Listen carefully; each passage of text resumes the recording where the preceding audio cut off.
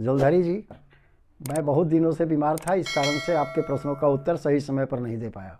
अब मैं ठीक हूँ, आपके प्रश्न का उत्तर मैं देने जा रहा हूँ। आपने कहा है कि आपके पति का 10 एकड़ 24 डिसमिल ज़मीन भागलपुर में था। आपके पति और आपसे उत्पन्न 4 बेटे थे। आपके पति की मृत्यु 2004 में हो गई।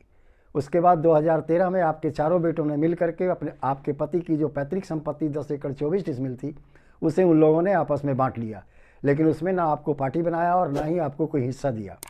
ऐसी परिस्थिति में क्या भागलपुर की ज़मीन में आपका हिस्सा होगा या नहीं? उत्तर में मुझे कहना है जलधरी जी, आपका हिस्सा निश्चित तौर पर वहाँ है और आपका हिस्सा उस पूरे 10 एकड़ 24 डिसमिल में 5वां हिस्सा आपका होगा। उसके बाद आपके 2 बेटे जो बड़े बेटे थे और तीसरे नंबर के बेटे थे, 2019 में अपना अपना हिस्सा बेच दिए, लेकिन 1996 में आपके पति ने पूर्णिया जिला के रानीपत्रा में 4.5 कट्ठा ज़मीन खरीदा था, जो उनकी निजी कमाई की संपत्ति थी। उनके स्वर्गवास के बाद उस ज़मीन का दाखिल खारिज आपके नाम पर हो गया और आपने पुनः उस ज़मीन को कुछ दिन के बाद अपने छोटी बहू के नाम पर रजिस्ट्री कर दिया।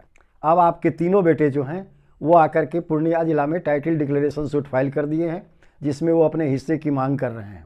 ऐसी परिस्थिति में क्या आप यहाँ काउंटर क्लेम फाइल कर सकती हैं? आपका अगला प्रश्न है। जी हाँ जलधरी जी, आप यहाँ काउंटर क्लेम फाइल कर सकती हैं और भागलपुर की ज़मीन का अपना हिस्सा भी यहाँ आप मांग कर सकती हैं। चूँकि 2 या 2 से अधिक ज़िले में अगर किसी की भी संपत्ति हो तो किसी एक ज़िले में ही टाइटल सूट का केस किया जाता है या पार्टीशन सूट का केस किया जाता है। आप पूर्णिया जिला में भी भागलपुर के ज़मीन के हिस्से की मांग कर सकते हैं काउंटर क्लेम के द्वारा।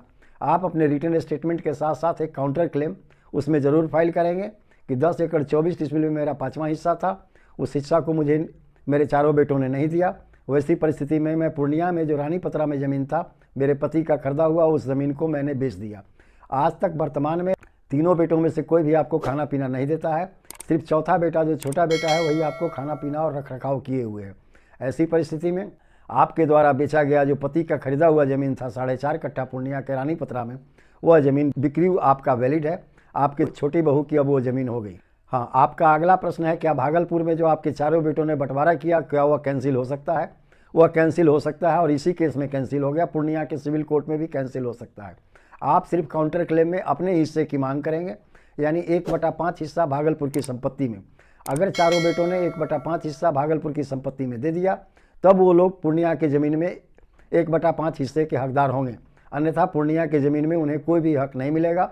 भागलपुर की ज़मीन में से और आपको हिस्सा मिलेगा। इस प्रकार आपके सभी चारों प्रश्नों का उत्तर दे दिया गया। आप इस वीडियो के माध्यम से अपने सभी प्रश्नों का उत्तर देखें और उसके अनुसार अपने टाइटल सूट के केस में काम करें।